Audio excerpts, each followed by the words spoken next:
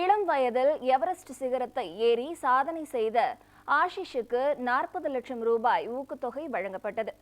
சென்னை நொளம்பூரில் நடைபெற்ற நிகழ்ச்சியில் எவரெஸ்ட் சிகரத்தில் ஏறி உலகளாவிய சாதனை படைத்த பள்ளி மாணவர் ஆஷிஷுக்கு வேலம்மாள் கல்வி நிறுவனம் சார்பில் 40 லட்சம் ரூபாய் ஊக்கத்தொகை வழங்கப்பட்டது. பின்னர் செய்தியாளர்களை சந்தித்த ஆஷிஷ் 37 நாட்களில் எவரெஸ்ட் சிகரத்தை ஏறி முடித்ததுடன் குழுவை வழிநடத்தும் பொறுப்பையும் சிறப்பாக செய்ததாக தெரிவித்தார். அடுத்த இலக்கு அன்னபூர்ணா சிகரம் என கூறியுள்ளார்.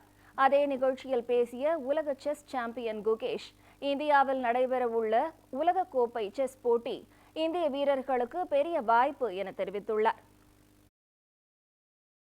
இந்த எவரெஸ்ட் சமிட் பண்ணனால நான் வேர்ல்ட்லயே 7th யங்கஸ்ட் எவரெஸ்ட் சமிட்டரா இருக்கேன் இப்போ. அது இல்லாம நான் என்னோட டீம் லீடரா இருந்தனால நான் வந்து வேர்ல்ட்லயே யங்கஸ்ட் டீம் லீடர் இப்போ வரைக்கும் ஒரு எவரெஸ்ட் எக்ஸ்பெடிஷனுக்காக இருந்தேன்.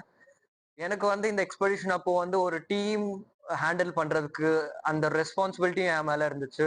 ஸோ இந்த எக்ஸ்பெடிஷன் வந்து ரொம்ப கஷ்டமா தான் இருந்துச்சு எனக்கு பண்ணும்போது. லைக் கிளைம் பண்ணும்போது எனக்கு ஈச் அண்ட் எவ்ரி டே எதுக்கு இங்க வந்திருக்கோம், லைக் என்னால பண்ண முடியுமா, இது மாதிரின்னு தான் இருந்தேன் நான்.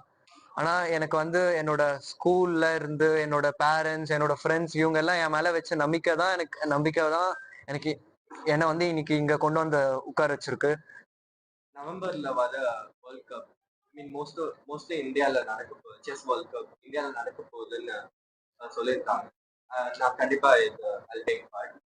And world cup I think after 25 years கழிச்சு இந்தியா ஹோஸ்ட் பண்ணுது. So I'm really excited. And it's like world cup என்னன்னா செஸ்ல general not many knockout tournaments. So World Cup is like the biggest knockout tournament.